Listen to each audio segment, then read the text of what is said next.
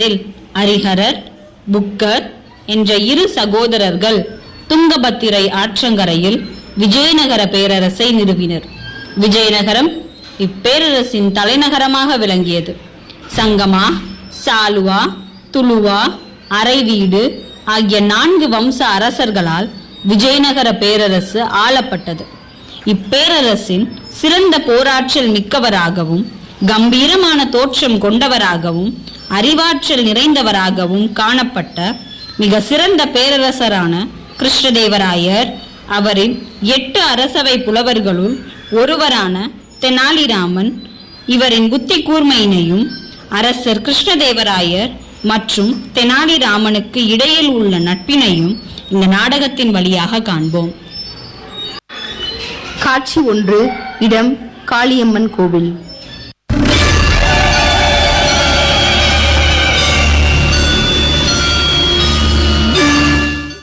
ஜெய் காளி மாதா, ஜெய் காளி மாதா, ஜெய் காளி மாதா, ஜெய் காளி மாதா. குழந்தாய், உன் தவத்தால் நான் மகிழ்ந்தேன். என்னை ஏன் அழைத்தாய்? உனக்கு என்ன வேண்டும்?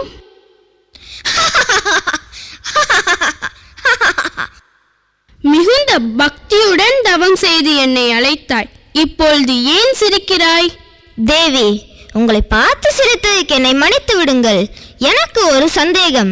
என்ன சந்தேகம் உனக்கு? தாயே, எனக்கு ஒரு தலை ஒரு மூக்கு இருக்கிறது. ஜலதோஷம் பிடித்தால் என் மூக்கை துடைக்க 2 கைகளும் போதவில்லை. ஆனால் உங்களுக்கு ஜலதோஷம் பிடித்தால் என்ன ஆகும் என்று நினைத்தேன். சிரிப்பு வந்துவிட்டது. ஹஹா, என் 4 கைகள் இத்தனை மூக்கை துடைத்தால் உண்மையிலேயே வேடிக்கையாகத்தான் இருக்கும். நீ எதையும் மறைக்காமல் வெளிப்படையாக பேசுகிறாய். உன்னை எனக்கு பிடித்து விட்டது குழந்தாய். நன்றி காளிமாதா, என்னை மன்னித்து விடுங்கள். இதோ என்னிடம் மிகவும் அற்புதமான 2 பொருட்கள் உள்ளது. அதில் ஒன்றை மட்டும் எடுத்துக்கொள். தங்க கிண்ணத்தில் இருப்பதோ பால், வெள்ளி கிண்ணத்தில் இருப்பதோ தயிர். நீ பாலை அருந்தினால் பெரிய ஞானியாக ஆவாய், ஆனால் ஏழ்மையில் வாடுவாய். நீ தயிரை அருந்தினால் பெரிய செல்வந்தனாக ஆவாய், ஆனால் அறிவு உனக்கு 1000 காதைகளுக்கு அப்பால். இந்த 2 கிண்ணங்களையும் என்னிடம் தாருங்கள், நானே தேர்ந்தெடுத்துக் கொள்கிறேன். என்ன தைரியம் உனக்கு? என்ன தைரியம்? தாயே ஜெகன்மாதா, என்னை மன்னித்து விடுங்கள். தயிரையும் பாலையும் சேர்த்து பறியது என் தவறுதான். ஒன்றை விட்டு இன்னொன்றை பறியினால் எனக்கு புண்ணியம் இல்லை. எனக்கு ஒரு பெரிய அறிவாளியாகவும் பணக்காரனாகவும் இருக்க ஆசை. அறிவை வைத்து மட்டும் என்ன செய்ய முடியும்? பசியும் பட்டினியாகவும் வாடணும். ஆனால் இரண்டுமே இருந்தால் நான் என் குடும்பத்தை நன்றாக கவனித்துக் கொள்ளலாம். தயவு செய்து என்னை கொன்று விடாதீர்கள். என்னை மன்னித்து விடுங்கள். ஜெய் காளிமாதா, ஜெய் காளிமாதா. கேள், நீயோ 2ஐயும் அருந்திவிட்டாய். 2 குணங்களும் உனக்குள் இருக்கும். நீ ஒரு அறிவாளி, நீ ஒரு செல்வந்தன். ஆக நீ ஒரு விதூஷகன். ஆனால் நீ உனக்கு போட்டியாக அநேக பேரை சந்திக்க போகிறாய். விரோதிகள் வழியெங்கும் வழிவிரித்து காத்திருப்பார்கள். உன்னை தொல்லை செய்வார்கள். மேலும் என்னை ஏமாற்றி 2ஐயும் பெற்றாய் அல்லவா? நீ எவ்வளவு பெரிய அறிவாளியாக இருந்தாலும் இந்த உலகம் உன்னை ஒரு விகட கவியாகவே நினைவு கொள்ளும். என்ன விகட கவியா? வி க ட க வி. ஆஹா, முன்னிலிருந்து பார்த்தாலும் பின்னிலிருந்து பார்த்தாலும் விகட கவிதான். நன்றி காளிமாதா.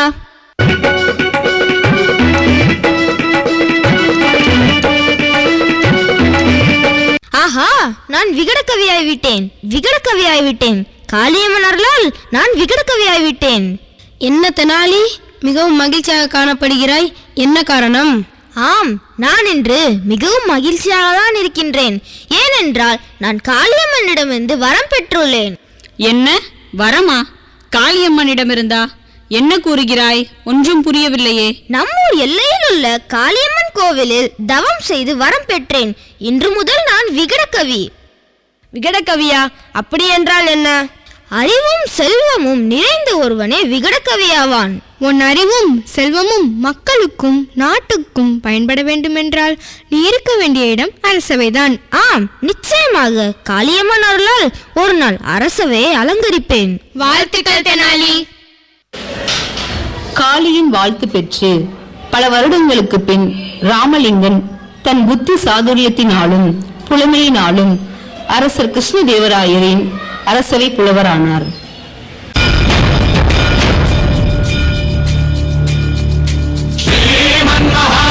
ರಾಜಾಧಿರಾಜ ಕರ್ನಾಟಕಾಂಧ್ರ ಕುಲ ತಿಲಕ ಶ್ರೀ ಶ್ರೀ ಶ್ರೀ ಶ್ರೀ ಕೃಷ್ಣದೇವರಾಯ ಮಹಾರಾಜ್ ಬಹುಪರ ಬಹುಪರ.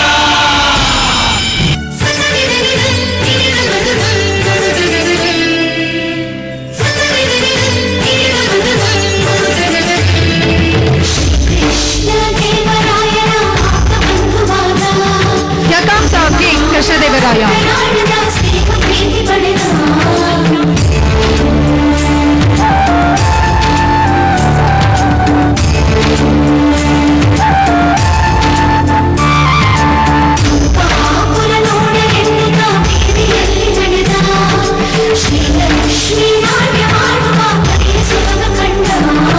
ಕುಲ ಮತಗಳನ್ನು ಸಮಯಂದವನು ನೆಲ ಜಲಗಳನ್ನು ಉಸಿರೆಂದವನು ಹೊಸ ಚರಿತೆಯ ಬರೆದನು ಕೆಂಪೇಗೌಡ. ರಣ ಕಲಿಯುವನು ರಣ ಹುಲಿಯುವನು ರಣ ಪಡೆಗಳಿಗೆ ಅಧಿಪತಿಯುವನು ಯುಗ ಧರ್ಮೋದ್ಧಾರಕ ಕೆಂಪೇಗೌಡ. ಗಡಿಯೊಳಗೆ ನನ್ನ ಯುಗದೊಳಗೆ ಇಂಥ ಪ್ರತಿರೂಪ ಇರಲಿರಲೆಮಗೆ ಎಂಬ ಹಿರಿಕನಸ ಕಂಡ ಕೆಂಪೇಗೌಡ. ಕಂಕಣ ಕೊಟ್ಟನು ಕೆಂಪೇಗೌಡ.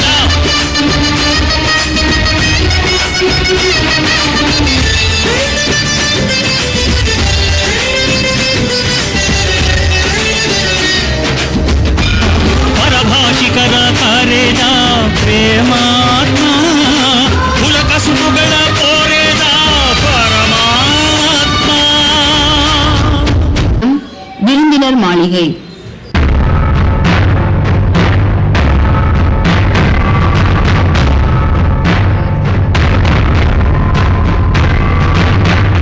வணக்கம் அரசே. வணக்கம். அனைவரும் அமர்க. நம் தோட்டத்தில் பயிர் செய்த கத்திரிக்காவை சுவைக்கத்தான் நான் இந்த விருந்தை ஏற்பாடு செய்தேன். விருந்து தொடங்கட்டும். அரசே, மிக பிரம்மாண்டமான விருந்தாக இருக்கிறதே. உண்மையிலேயே இந்த கத்திரிக்காய் மிகவும் ருசியாக இருக்கிறது அரசே. ஆம், இந்த கத்திரிக்காய் மிகவும் தனித்துவமானது. இது போன்ற மனம் நிறைந்த சுவை மிகுந்த கத்திரிக்காவை இதற்கு முன்னால் நாம் சுவைத்ததே இல்லை. நாம் இதை மிகுந்த பாதுகாப்புடன் வளர்க்க வேண்டும் அரசே. பலரும் இதை பறிப்பதற்கு முயற்சி செய்வார்கள் அரசி. அதனால்தான் நம் அரண்மனை தோட்டத்தில் மிகுந்த பாதுகாப்புடன் வளர்க்கப்படுகிறது. ஆம், இது உண்மைதான்.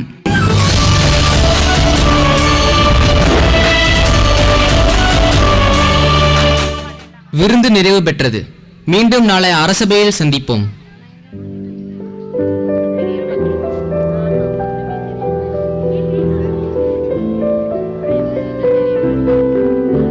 காட்சி 3, இடம் தெனாலிராமன் வீடு. வாருங்கள் வாருங்கள், சற்று அமருங்கள்.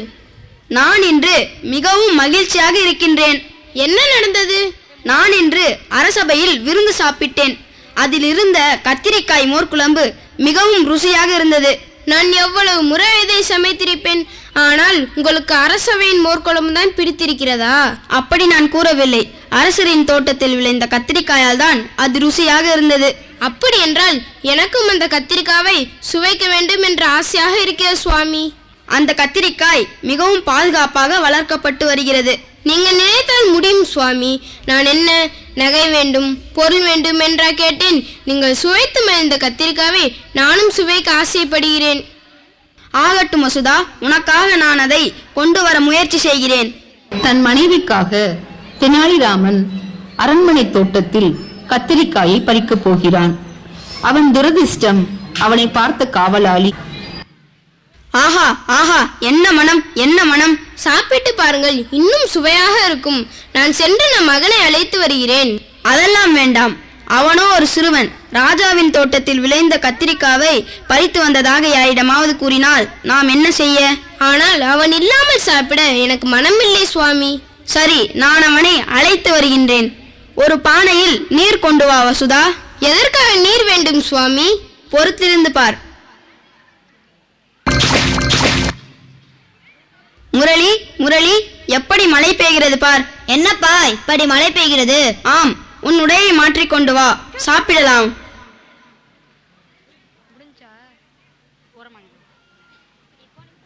மோர்குழம்பு எப்படி இருக்கிறது? அம்மா, இந்த கத்திரிக்காய் மோர்குழம்பு மிகவும் சுவையாக இருக்கிறது. இதை உன் அப்பா அரசரின் தோட்டத்தில் இருந்து கொண்டு வந்தார். அம்மா, இதை போல் தினமும் செய்யுங்கள். முடியாது முரளி, இது அரசரின் தோட்டத்தில் விளைந்த கத்திரிக்காய். நம்மால் தினமும் உண்ண முடியாது. சரி, நேரமாகிவிட்டது, வாருங்கள் உறங்க செல்லலாம்.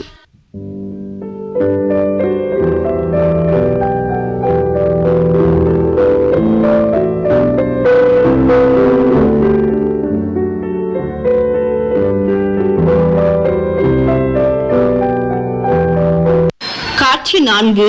இடம் அரசவை.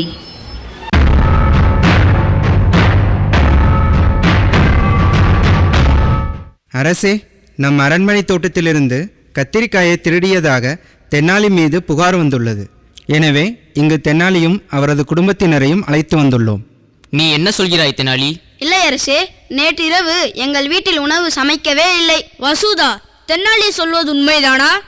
ஆம், அவர் சொல்வது உண்மைதான். நேற்று இரவு நாங்கள் சாப்பிடாமலே உறங்கிவிட்டோம். அரசே, இவர்கள் இருவரும் பேசி வைத்திருப்பார்கள் என்று நினைக்கிறேன். அரசே, இவர்கள் பொய் சொல்கிறார்கள் என்று நான் நினைக்கிறேன். நாம் இவர்களது மகனை விசாரித்தால் உண்மை தெரிந்துவிடும். சரி முரளி, நேற்று இரவு நீ என்ன உணவு சாப்பிட்டாய்? அரசே, நேற்றிரவு கத்திரிக்காய் மோர்குழம்பு சாப்பிட்டேன்.